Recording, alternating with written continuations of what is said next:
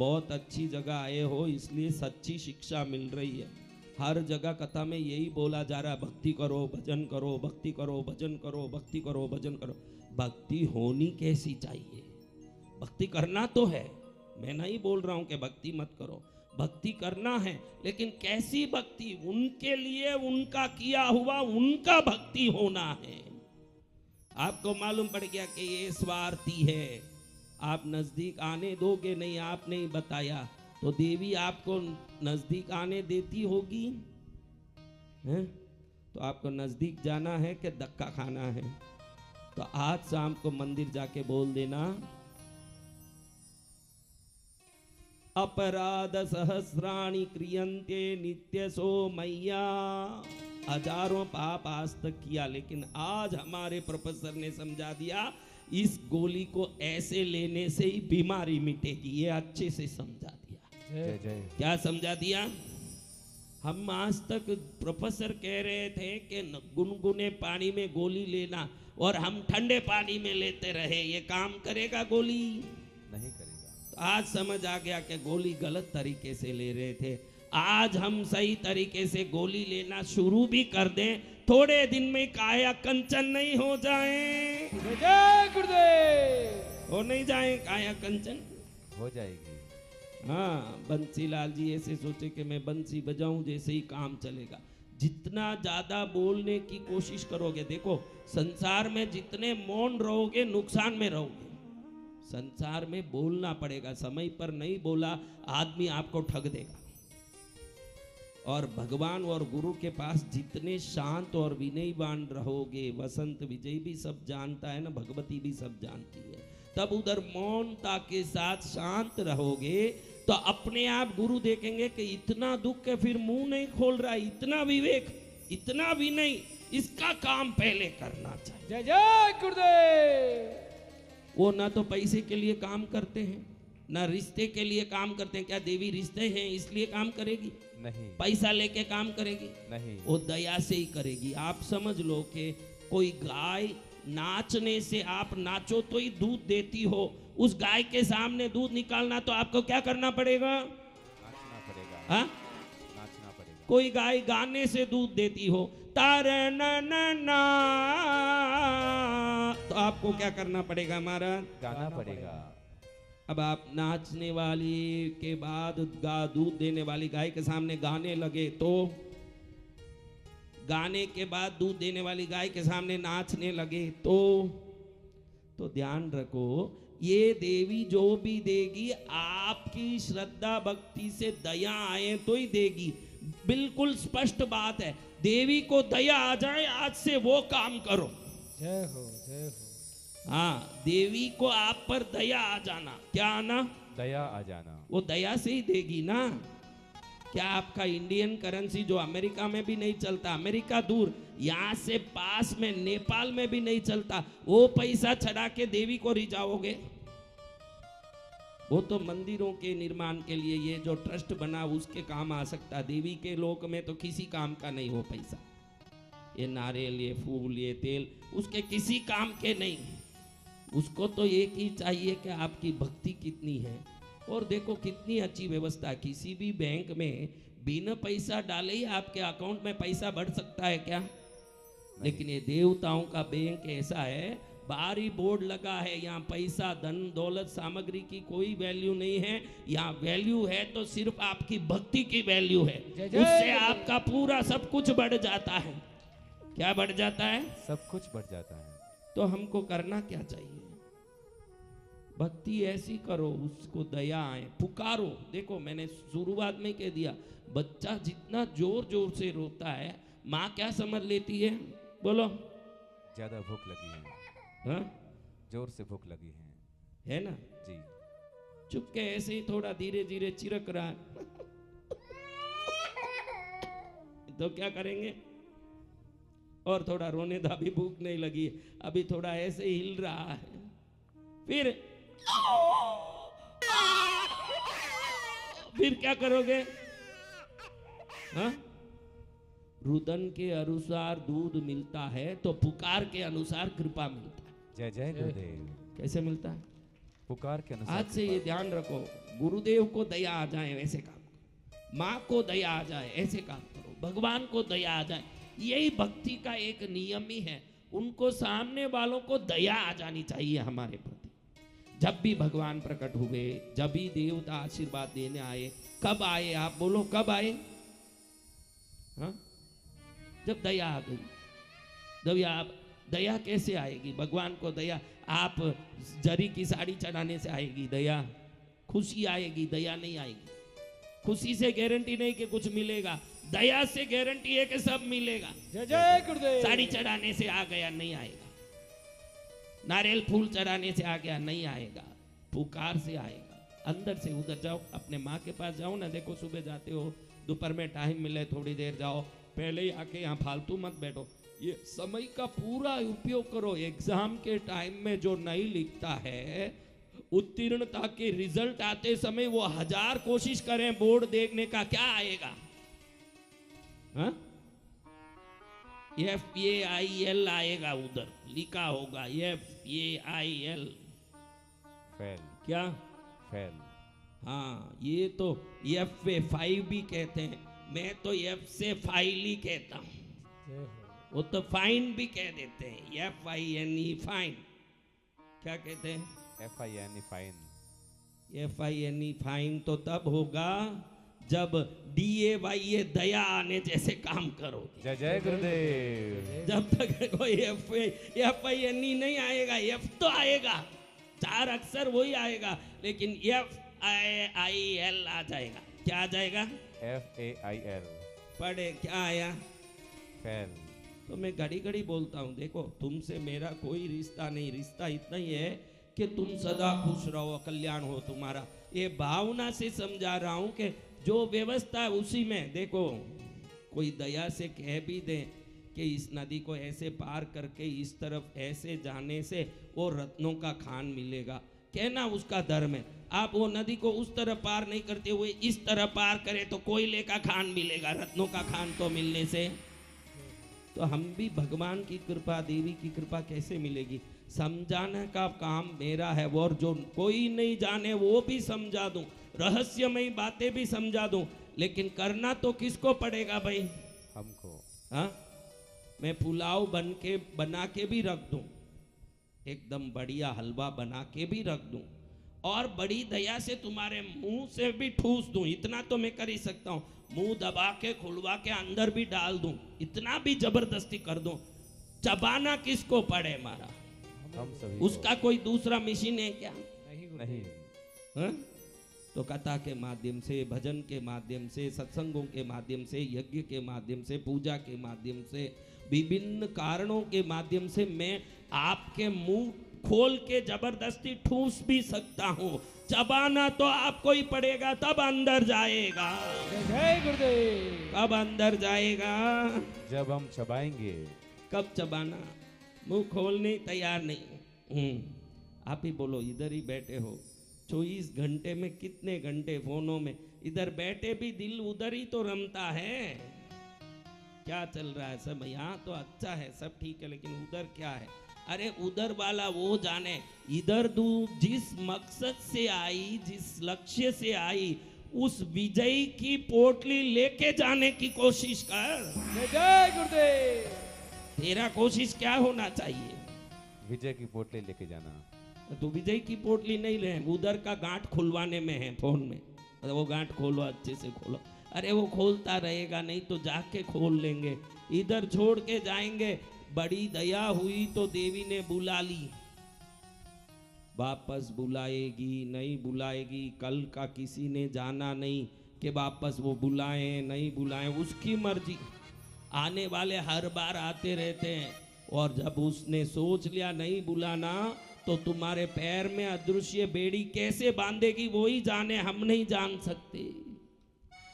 तो जब आए हैं तो इसका मौका उठा के, पूरा लाभ उठा के, किसी को नहीं मिला ऐसा आशीर्वाद मुझे मिला, ये कहने में गर्व करना चाहिए कि ऐसा आशीर्वाद मुझे मिला है जो किसी को नहीं मिला। तब आनंद आएगा कि नहीं? वो काम कर रहे हो क्या? देखो कौन कौन कर रहे हो काम? सब कर रहे हैं। अभी तुम बोलने से तुम्हारे लिखने से तुम उत्तीर्ण होगे कि प्रोफेसर के उस पेपर को चेक करने से तुम्हारा उत्तीर्णता है? पेपर तो चेक तुमने करना। कैसे हाथ उठा लिया? स्टूडेंट तो सदा यही कहेगा कि क्या कहेगा? कि मैं फर्स्ट डिवीजन आऊंगा। हाँ, मेरा पेपर नंबर 1, मेरा पेपर नंबर 1, मेरा पेपर नंबर 1, मेरा पेपर नंबर 1। कौन कहेगा? कौन कहेगा? ये स्टूडेंट कहेगा। स्टूडेंट यही कहेगा, तेरे कहने से नहीं। तू ब्लड टेस्टिंग करने गया है तो मेरा सब ठीक है, मेरा सब ठीक है, तू नहीं, लैब वाला कहना चाहिए कि तेरा सब ठीक है। गुरुदेव कहना के चाहिए कि तेरी भक्ति ठीक है, तब वो ठीक है। तेरे कहने से कैसे ठीक हो गया? अगर ठीक होता तो इतना समझाते क्यों? क्योंकि इंसान को अपना खोट नहीं दिखता, अच्छाई दिखती है। लेकिन गुरु को खोट ही दिखता, अच्छाई नहीं दिखता। अच्छाई 1000 भी हो, गुरु ये समझते हैं कि इतनी अच्छाई होते हुए भी एक खोट भी क्यों रहे इसके पास, उसको भी निकाल दो, इसको पूर्ण शुद्ध करो। जय जय गुरुदेव। क्या कर दो? पूर्ण शुद्ध कर दो। कौन पूर्ण शुद्ध होगा? उसके लिए मेहनत करनी पड़ती है। देखो अभी कितने दिन बचे हैं, इसके अंदर पुकारो। आपके दिल में जो भी बात है माँ से करो, उधर बैठ जाना जाके। सब संसार में कितनी पंचायत करते हो बैठ करके। 2 बहनें बैठ गई, कई घंटे बात चली, इधर की बात उधर की बात, अंत में उठी तो भी सुख नहीं। उठते समय बोले चलो अपने को क्या करना दुनिया की बात, अब चलते हैं, बहुत टाइम हो गया, अभी कोई बात शुरू नहीं हुआ। हाँ, कैसी बहनें देखो, 14 वर्ष जेल में रही 2 ही बहनें। उसको जेल में भी एक ही रूम मिला दोनों को, वो दोनों सहेली थी ने एक ही रूम में जेल में डाला। कितने वर्ष रही? 14 वर्ष। वार्डन एक दिन आया, बहनों खुश हो जाओ, आज तुम्हारा निकलने का दिन है।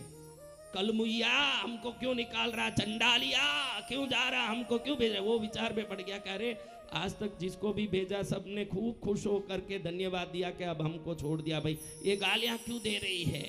डर गया वार्डन, पूछता है, कह रहे मेरे को कल मुइया क्या बोल रहे हो? तुमको तो छोड़ रहा हूँ आज बाहर, खुश हो जाओ, जाओ पंछी की तरह स्वतंत्र रहो, उड़ो। वो बोले उड़ने की बात, हम 14 साल से यहाँ बैठी है, अभी तक एक टॉपिक ही पूरा नहीं हुआ बात करने का, इतने में बाहर निकालेगा तो बाकी बातें हम कहाँ जाके करेंगी? जय जय गुरुदेव। हम अंदर ही बातें करती थी, आनंद से रहती थी, अब हमको बाहर क्यों निकाला? तो मेरी प्यारी बच्चियों, समय बड़ा बलवान, समय बड़ा मूल्यवान है। बलवान ही नहीं, मूल्यवान भी है। इस समय को व्यर्थ मत जाने दो। मुट्ठी में पकड़ी हुई रेती की तरह गिर रही है नीचे, और चली गई तो किसी की नहीं रहेगी। इसलिए इस समय को बर्बाद मत करो। बिल्कुल इस समय का ऐसा उपयोग करो, जब अंत क्षण आवे याद करो तो लगे कि मैंने मेरे जीवन के हर क्षण को उपयोगी बनाया है, मैंने व्यर्थ नहीं बनाया। वो तृप्ति के साथ प्राण निकाल सको, वो खुशी के साथ जीवन में आनंद के साथ जा सको, अगली यात्रा खुशी के साथ हो, ऐसे एक एक क्षण का उपयोग करो। जय जय गुरुदेव। सदुपयोग होना। समय बड़ा बलवान है कि नहीं? जी तो भगवान। उसको कैसे यूज करें? व्हाट्सएप में नहीं। फेसबुक में नहीं। हाँ, माला बेचने वाली लड़की कितनी सुंदर है, अरे भाई तेरे को क्या करना। देखो कुंभ जैसे पर्व जो आध्यात्मिक पर्व है, वो भी किस कारणों से चल रहा है। देखो अभी कुंभ किस में चल रहा है? नशेड़ी बाबा, IIT बाबा, माला बेचने वाली, किन्नर अखाड़े में झगड़े। हाँ, आप ध्यान रखो, आपको भटकाने के लिए, आपके बुद्धि को भ्रष्ट करने के लिए हजारों चीजें सामने आके आपको आकर्षित कर सकती है, लेकिन आपका लक्ष्य अगर स्पष्ट होगा तो आप अपने काम में ही मग्न रहेंगे, इन सब में आप दिमाग नहीं लगाएंगे। जब आपका लक्ष्य स्पष्ट हो जाएगा। हाँ, कब लक्ष्य स्पष्ट हो मेरे भाई? आज देखो कितना अच्छा दिन है, आपको पता ही नहीं आज क्या दिन। आपको बताता हूं कि आज दिन है अमावास्या। क्या है? अमावस्या। अ यानी सूर्य, अ यानी क्या? माँ यानी चंद्र। चंद्रमा बोलते हो ना, चंद्रमा। चंद्र है तो पुरुष ग्रह, लेकिन अपन बोलते क्या है?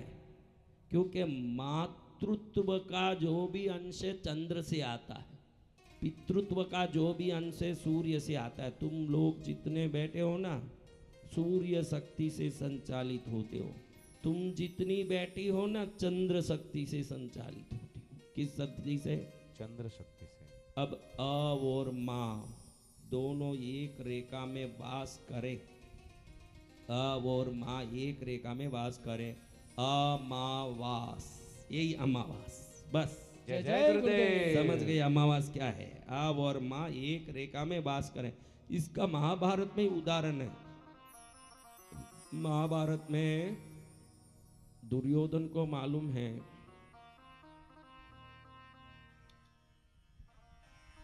सहदेव बड़े ज्योतिष हैं, इनको जाके पूछेंगे तो भले विरोधी हैं, दुश्मन है, झूठ नहीं बोलेंगे। दुश्मन भी हो, जो दिव्य सिद्धियां पाए हैं कोई आके पूछे तो झूठ नहीं बोलते। तो दुर्योधन जाके सहदेव को पूछते हैं कि मेरा विजय कैसे होगा। तो वो उनके ज्योतिष गणित कुंडली देख के बोल देते हैं कि भाई तुम अमावस्या के दिन नरबलि दोगे। उस जमाने में बड़े बड़े युद्ध में करोड़ों लोग मरे, उसके पहले नरबलि दे के शुरू होती कि जल्दी से युद्ध खत्म हो, ज्यादा बड़ा अनिष्ट ना हो, बलि देने का। तो बलि देने के विधान में कहते हैं कि अमावस्या के दिन बलि दे के शुरू करोगे तो तुम्हारा ही विजय होगा। कौन बोल रहा है? खुद ही। अपने दुश्मन को युद्ध किससे होगा? इनसे ही। जो इनसे ही युद्ध होगा, इनसे ही जीतने का तरीका समझा रहे। अब कृष्ण को वो लगा कि माथा फोड़ के कृष्ण जी सोचते हैं कि ये देखो, ये इसने भेद खोल दिया, अब क्या करें। तो कृष्ण जी बड़ी से यज्ञ शुरू कर दिए जाके दशाश्वमेध घाट में। सब आश्चर्य में पड़ गए कि क्या कृष्ण जी बड़ा सा पूजा कर रहे हैं। कृष्ण कहते हैं कि आज अमावस्या होने से मैं बड़ी विधान कर रहा हूं, क्योंकि अमावस्या में पूजा करने से पंच पांडव जीत जाएंगे। तो सभी देवता आश्चर्य में पड़ गए कि आज तो चतुर्दशी अमावस्या है ही नहीं। सूर्य चंद्र को भी विचार में आ गया, आज तो हम दोनों एक दूसरे के सामने आए ही नहीं, एक लाइन में आए नहीं, और यहाँ कृष्ण पूजा चालू कर दिया। बड़े विस्मित हो गए कि कृष्ण जैसे भगवान वासुदेव अगर ये करते हैं तो कल क्या होगा, दुनिया में विधि विधान की गड़बड़ हो जाएगी। तो देवी देवता इंद्र आदि तो गए, सूर्य चंद्र भी जहाँ यज्ञ चल रहा वहां जाके एक खड़े हो गए और कृष्ण को पूछे कि आज तो चतुर्दशी, आप अमावस्या बोल के कैसे पूजा कर रहे हो। कृष्ण ने पूछा अमावस्या यानी क्या? सूर्य चंद्र बोले हम दोनों एक साथ एक लाइन में एक दूसरे को देख के खड़े रहे, वही अमावस्या। अभी तुम दोनों एक दूसरे को देख के खड़े हुए हो कि नहीं, यही अमावस्या। जाओ, पंच पांडवों का ही विजय होगा। जय जय गुरुदेव। विजय किसका होगा? पंच पांडवों। हाँ, हजार युक्ति करके भी दुर्योधन ने विजय का उपाय निकाल लिया हो। धर्मो रक्षित धर्म, धर्मो रक्षति रक्षितः। धर्म की रक्षा करने वालों का ही धर्म रक्षा करेगा, अधर्मियों का धर्म कभी रक्षा नहीं कर सकता। इसलिए दुर्योधन ने उपाय जान भी लिया लेकिन विजय पाया नहीं। हाँ, और कृष्ण ने युक्ति से सूर्य चंद्र को ही सामने लाके खड़ा दिया। दोनों एक दूसरे को देखते खड़े हो गए। वो दिन क्या हो गया? अमावस्या। आज वही दिन है मेरे बच्चों, ध्यान रखना। हर महीना जो 30 दिन आप पाप करते हो ना, कुछ तो होती होगी ना, झूठ बोलने की, क्रोध करने की, बुरे आंखों से देखने की, कोई ना कोई विकार, व्यसन, व्यवस्थाओं की कोई ना कोई तो पाप लगता होगा। हाँ, आज पहली बार समझ लो कि पापों का रिकॉर्डिंग आपका जो पाप किया वो पाप का रिकॉर्डिंग, आकाशिक रिकॉर्डिंग बोलते हैं, ब्रह्मांड में रिकॉर्ड होता है वो पाप। वो पाप का रिकॉर्डिंग अमावस्या के दिन ही होता है आपका। किस दिन होता है? अमावस्या के दिन। हर अमावस्या को संध्या काल में पूरे महीने में किए हुए पापों का रिकॉर्डिंग होता है। इसलिए शास्त्रों में कहा अमावस्या के दिन प्याज नहीं खाना, झूठ नहीं बोलना, गलत काम नहीं करना। अमावस्या के दिन के लिए बहुत सारे शास्त्रों में निषेध बताए हैं। वो सभी बातें इसलिए बताए, उसमें शास्त्रों में बताए कि जो माता पिता नहीं है वो लोग ये चीज़ नहीं खाना, ये चीज़ नहीं खाना। वो सोचे कि माता पिता नहीं है इसलिए नहीं है। माता पिता हो जब तक वो खुद ही तुझे ध्यान देंगे, समझाएंगे, ध्यान रखेंगे कि ये कर, ये मत कर। जब वो नहीं है तो तू स्वतंत्र और स्वच्छंद हो जाएगा, बहुत सारे करेगा। इसलिए शास्त्र कहता है कि माता पिता जब नहीं है तो शास्त्र ही तेरा माता पिता है, वो जो बोलता है वो काम कर तू। जय जय गुरुदेव। क्योंकि माँ बाप है तो कहते हैं अरे ऐसे मत बैठ। कई लोग टांग पर टांग डाल के बैठते हैं। आजकल टीवी में, मीडिया में ये स्टार आते हैं, ये आते हैं, वो कैसे चेयर में बैठ के स्टूडियो में इंटरव्यू देते हैं, आपने देखा कैसे देते हैं? टांग पे टांग डाल के बैठ। हाँ, तो हमको लगे कि वो ऐसे बैठता है तो मैं क्यों नहीं बैठूं? तो हम भी ऐसे बैठते हैं कि नहीं? ऐसे बैठते। तो ध्यान रखना, ये जगह है मंगल, ये है शनि। मंगल पर शनि चढ़ाओगे तो कभी भी विपत्ति और दुख आ सकता। इसीलिए हमारे पूर्वज डराते हुए कहे कि टांग पर टांग डाल मत, तेरे को तकलीफ आएगा। उसका कारण वो समझाए नहीं, लेकिन वो समझा देते हैं कि ये भाग मंगल है, ये भाग शनि है, तो मंगल शनि की युक्ति से दरिद्रता और एक्सीडेंट होता है। लेकिन आजकल कोई भी देख तो ऐसे टांग पर टांग डाल के ऐसे बैठता है, ऐसे बातें करता है जैसे मैं बहुत बड़ा हूँ। ये सब मीडिया और टीवी, इन सब को देख के आप उसका परिपालन खुद मत करो। हमारे लिए हम कैसे जीना चाहिए ये सनातन शास्त्रों में अच्छे से लिखा है। आप उस शास्त्र को पकड़ लोगे तो सदा सुखी रहोगे। इन सब नालायकों को पकड़ के सुखी होना है नहीं। और आपको बताऊं कि हर महीने का ये जो हिसाब किताब है वो किस दिन होता है? तो आज हिसाब किताब का दिन है। क्या दिन है? हिसाब किताब का फिर दिन। मेन जो हिसाब किताब है हर 12 वर्ष में एक बार होता है। कितने दिन में? 12 वर्ष में एक बार आपके डीएनए के अंदर गुणों में चेंज आता है। एक व्यक्ति जन्मा जैसे वैसे ही नहीं रहता है। परिस्थिति, वातावरण, संपर्क, संयोग, ये बदलता आदमी को। बच्चा बोला ना मेरे को नॉनवेज खाने में बहुत इंटरेस्ट था, फिर धीरे धीरे आप मुझे वो सब छूट गया, अब मैं शुद्ध हो गया। ये शुद्धि हमारे शरीर में पुराने कर्मों के पुण्य या पाप आने से। कई लोग उल्टे भी हो जाते हैं। जन्म से बहुत भक्ति करने वाले थे, बाद में आप देखो आप तो अचानक सिगरेट चालू हो जाता है, गुटखा चालू हो जाता है, गंदगी, दारू, व्यसन सब चालू हो जाते हैं। गंदगी से बंदगी तक जाने वाले भी हैं, बंदगी से गंदगी में आने वाले भी हैं। ये सब परिणाम अपने आप शरीर के गठन में जब पुण्य पाप के परमाणु घुसते हैं वैसे होता है। इसलिए सदा ये कवच अपने पास बना के ही रखना चाहिए। आपके शरीर में एक ऐसा कवच होना चाहिए जो कवच आपके अंदर के विचारों की शुभता में कोई खोट न कर दे, अशुभता को सदा बाहर निकालते रहें। ऐसा कवच होना चाहिए। सुबह उठते ही, शाम में सोते ही ऐसा जरूर बोलना चाहिए। शुभ को आकर्षित करने और अशुभ को निष्कासित करने का दिव्य कवच भगवान ने मुझे दिया। ऐसा बोलने मात्र से हम पर धीरे धीरे ये कवच मंडराता है, जो अशुभ को बाहर निकाल के सिर्फ शुभ को ही हमको खींचता है। मेरे पास परमात्मा ने ऐसे कवच दिया है जो शुभ को सदा आकर्षित करता है और अशुभ को सदा निष्कासित करता है। क्या करता है?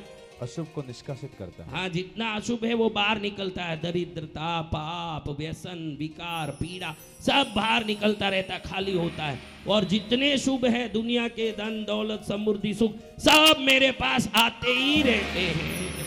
क्या होते हैं? ये सदा कहना, ये कवच का ध्यान करते करते एक कवच निर्मित होता है। क्या होता है? निर्मित होता है। मन में बोलो कि मैं बहुत सुंदर हूँ, मैं बहुत सुंदर हूँ। ये विचार से तुम इतने गर्व से बाहर निकलोगे कि बड़ी बड़ी सुंदरियां फैल हो जाएं। आपकी सुंदरता मायना नहीं रखता, सुंदरता का विचार मायना रखता है। अगर मैं सुंदर हूँ ये विचार आ जाए, कुबड़ी कुब्जा भी बड़ी गर्व से घूमेगी। नाती सुंदरी मर्लिन मंड्रो, दुनिया की सर्वोत्तम सुंदरी मर्लिन मंड्रो का नाम सुनो तो विश्व की सुंदरियों में उसका नाम था। आत्महत्या कर ली। क्या कर ली? आत्महत्या कर ली। वो जब घर से बाहर निकलती तो कम से कम 2 लाख लोग गेट पर उसको देखने खड़े होते थे। विदेशों की सर्वोत्तम अभिनेत्री मानी जाती थी और मर गई। क्यों मरी? मरते समय नोट लिख के गई कि मेरे जांग सही नहीं है, मेरा रूप सही नहीं है, ऐसे मुझे बहुत घृणा होती है, इसलिए मैं मर रही हूँ। और उसकी सुंदरता का पूरा दुनिया कायल, एक एक पिक्चर में एक्ट करने 500 करोड़ 1000 करोड़ लेती थी, और उसको अपने सुंदरता से घृणा थी न, दुनिया उसके सुंदरता की कायल थी। दुनिया कायल होने से कुछ नहीं है, आपके मन में आभास होना चाहिए कि मैं धनवान हूँ, मैं श्रेष्ठ हूँ, मैं सुंदर हूँ, मैं सद्गुणी हूँ, मैं भक्त हूँ, मैं भगवान का हूँ। ये जब विचार आपके अंदर आएंगे, ये सोच के बीज उसी प्रकार के पौधे आपके जीवन में पनपा के बड़े बड़े फल देने लगेंगे। ध्यान रखना, जय जय गुरुदेव। सोच का बीज ही सफलता का वृक्ष लाके खड़ा करेगा। सोच कैसा है? आप में कितने लोग अपने आप, देखो झूठ मत बोलो, डॉक्टर प्रोफेसर मेडिकल कॉलेज के प्रोफेसर के पास झूठ बोलोगे इलाज होगा? नहीं होगा। इधर एक गांठ आया आपको नीचे जांग के पास, उसका ट्रीटमेंट के लिए डॉक्टर के पास गए, अब जांग कैसे दिखाऊं, शर्म आ रहा है, इसलिए यहाँ है गांठ, यहाँ है गांठ, ऐसे करोगे, जहाँ गांठ ही नहीं है वो जगह दिखाओगे, डॉक्टर क्या ट्रीटमेंट कर पाएगा? नहीं कर पाएगा। हाँ, तो आप में कितने लोग अपने आप को अपमानित, मेरा बहुत अपमान हुआ है, मेरा दुनिया ने बहुत शोषण किया है, दुनिया में मेरा कोई वजूद नहीं रहा, ऐसे अपने आप को कमजोर और हीन समझ रहे हो, वो सब हाथ ऊंचा हो, डॉक्टर बोल रहे हैं, प्रोफेसर आपको। हाँ, इसमें शर्म नहीं खाना, जो हाथ नहीं उठाता वो मूर्ख है, उसको मालूम नहीं है कि गुरु के पास आया, आज अच्छे से मान लेने से इसका दवाई मिल जाएगा। क्या मिलेगा? दवाई। दवाई आज से ही चालू है। क्या है? आज से ही चालू। आज से सोते समय उठते समय मैं बहुत उत्तम हूँ। क्या बोलना? मैं बहुत उत्तम हूँ। सर्वोत्तम हूँ। सर्वोत्तम हूँ। सर्वोत्तमोत्तम हूँ। सर्वोत्तम। मैं उत्तम हूँ, सर्वोत्तम हूँ, सर्वोत्तमोत्तम हूँ, मेरे समान कोई नहीं है। दुनिया के आदर सत्कार प्रेम मिले ना मिले, मेरे अस्तित्व को इससे कोई फर्क नहीं पड़े। अगर किसी ने मुझे प्रेम नहीं दिया, किसी ने मुझे अपने अंगीकार नहीं दिया, तो उसने मुझे नहीं पहचाना होगा, समझा नहीं होगा। उसके नहीं समझने से मेरे सर्वोत्तमता में कोई फर्क नहीं पड़ता। मैं सर्वोत्तम हूँ। जय जय गुरुदेव। क्या हूँ? सर्वोत्तम हूँ। हाँ, ऐसा हो सकता है ना कि हम सर्वोत्तम हैं, लेकिन हमारी सर्वोत्तमता को चेक करने कोई मशीन थोड़ी है भाई। कोई मशीन है? नहीं। तो सामने वाला को अपनी बुद्धि से दिमाग लगा के हमारा हिसाब लगाता है, हमारा तोल मोल करता है। तो किसी का तोल मोल करने से थोड़ी मैं छोटा हो जाता हूँ। दुनिया के तोल मोल के तराज से मैं बहुत ऊपर हूँ, मैं सर्वोत्तम हूँ। तुम सबको ये रटना ही अभी दवाई है।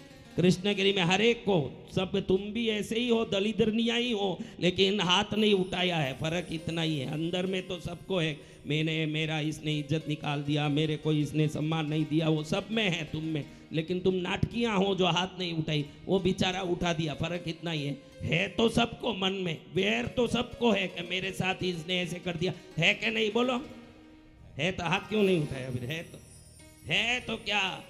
किसी ने हमारे को माना, किसी ने नहीं माना, इससे हमारे वजूद को कोई फर्क नहीं पड़ता। I am the best in the universe. जय जय गुरुदेव। हाँ, देखो, इससे और एक भी अच्छी बात कहता हूं, तुम मान लो मेरे बच्चों, तुम बसंत विजय के शिष्य हो, तुम खराब कैसे हो सकते हो? जय जय गुरुदेव। बोलिए जगत। सोचा नहीं? तुम बसंत विजय के शिष्य हो, दुनिया माने नहीं मानने से क्या, कोई हीरा पेटी में पड़ा रह गया, बाजार में आया ही नहीं तो उसकी कीमत लगी नहीं, इससे हीरा कमजोर नहीं पड़ा, वो पेटी में भी कीमती ही है, ये ध्यान रखना, वो पेटी में है। जय जय गुरुदेव। कोई गलत आदमी, दुनिया में सजा पाने लायक आदमी क्या भगवती के चरण में आ सकता है? कृपा पाने लायक आदमी आएगा कि सजा पाने लायक आदमी आएगा? तो तुम कृपा पाने आए लायक लोग हो, तो सजा वाली बात ही वहां कहां से आई मेरे बच्चों? और तुम उत्तम हो, इसीलिए गुरु का ये उपदेश भी सुनने कान में मिल रहा है। इस धरती में कई लोग हैं कोई पुलिस स्टेशन में खड़ा है, कोई हॉस्पिटल में खड़ा है, कोई कोर्ट में खड़ा है, कोई कई दुकान में मेडिकल शॉप में खड़ा है, जो कृष्णगिरी पद्मावती के चरण में बैठ के ज्ञान ले रहे हैं, उससे बड़ा थोड़ी सम्माननीय पुण्यशाली कोई हो सकता है। बोलिए जगत गुरुदेव की जय हो। जिसने भी सच्चे मन से माँ को याद किया है, सच्चे मन से याद किया है, पार किया है रे बेड़ा पार किया है, पार किया है रे बेड़ा पार किया है। जिसने भी सच्चे मन से गुणगान किया है, जिसने भी सच्चे मन से गुणगान किया है, पार किया है रे बेड़ा पार किया है। पार किया है रे बेड़ा पार किया है। आज से क्या बोलना? I am the best. क्या बोलना? I am the 5 best. दिन में ही अपने आप में परिवर्तन फील करोगे, क्योंकि अपने माइंड में खुद को हीन समझा हुआ है। दुनिया समझे ना समझे, दुनिया हमको छोटा समझने से छोटे नहीं होते, हम खुद समझने से छोटे होते हैं। अगर दिल में सोच लिया कि मैं छोटा हूँ, फिर हर दम मन में एक प्रकार की उड़ाव रहती है कि भाई मैं छोटा हूँ, मैं छोटा हूँ, मेरी इज्जत नहीं है, मैं बहुत गलत हूँ, ये सब भाव आते हैं। तो दुनिया हमको स्वीकृत करे न करे, सबसे पहले स्वयं को स्वयं स्वीकृत करना बहुत जरूरी है। अपनी आत्मा से स्वयं को मस्त मानना जरूरी है। तो यही कहना, आई एम द बेस्ट। क्या कहना? I am the best. I am the best. दुनिया में बहुत अच्छे लोग होंगे, बहुत श्रेष्ठ लोग होंगे, मैं किसी से मेरा कंपैरिजन नहीं कर रहा हूं, लेकिन मैं सर्वोत्तम हूं ये मैं जानता हूं। जय जय गुरुदेव। मैं क्या हूं सर्वोत्तम हूँ। वो मैं जानता हूं। I am the best. रात में सोता है बेटा, क्या बोलना? इससे क्या होगा? आत्मसम्मान बढ़ेगा। जब आत्मसम्मान बढ़ेगा, आकर्षण, आपकी वैल्यू को प्रकृति निकारती है कि ये खुद को कितना वैल्यू देता है। आपको धन दौलत, परीक्षा में जीतने के अंक सब संसार के लोग नहीं देते, प्रकृति देती है। संसार नहीं जानता कि आप क्या सोचते हो, प्रकृति जानती है। प्रकृति को बता दोगे कि मैं श्रेष्ठ हूं, फिर वो सब कुछ लाके देना शुरू कर देती है आपके जीवन में। देने वाली है प्रकृति। क्या देगी? प्रकृति बोलो, ब्रह्मांडीय ऊर्जा बोलो, यूनिवर्सल एनर्जी बोलो, गॉड बोलो, कुछ भी बोलो, सब एक ही बात है। भगवान को मानने वाले गॉड बोलते हैं, जो भगवान को नहीं मानते, रिलीजियसली नहीं मानते, स्पिरिचुअली मानते, वो बोलते हैं यूनिवर्सल गैलेक्सियल एनर्जी, ब्रह्मांडीय ऊर्जा। चाहे जो बोलो, आत्मसम्मान और आत्मविश्वास होना बहुत जरूरी है। क्या होना? बाहर दुनिया में जाके कितना भी आप दिखाओगे, बड़ा यूं ऐसे करोगे, ऐसे करोगे, अंदर से दुर्बल महसूस करोगे, छोटा महसूस करोगे। मैं 15,000 पगार लेता हूँ, मैं छोटा हूँ। तेरे 15,000 पगार लेने से तू छोटा नहीं हुआ, तू ये सोच करने से छोटा हुआ है। तू रोटी खाता है, मस्त है, आई एम दी बेस्ट बोल, लाखों रुपया कमाने की ताकत ब्रह्मांड तेरे पास लाके खड़ा करेगी। धीरे धीरे धीरे धीरे आत्मसम्मान से ही व्यक्ति बड़ा होगा, संसार के सम्मान से बड़ा नहीं होगा। संसार की सम्मान मात्र आपके हाव भाव का अभिव्यक्ति है। संसार का सम्मान क्या है? हाव भाव का आपके हाव भाव का अभिव्यक्ति है संसार का सम्मान। असली सम्मान तो आपके आत्मा से, जब आप अपने आप को प्राउड फील करोगे, नहीं ये ब्रह्मांड जब आपको सम्मान देगा, तो पूरी कायनात आपको सम्मान देने के लिए आपके सामने खड़ी होगी। जय जय गुरुदेव।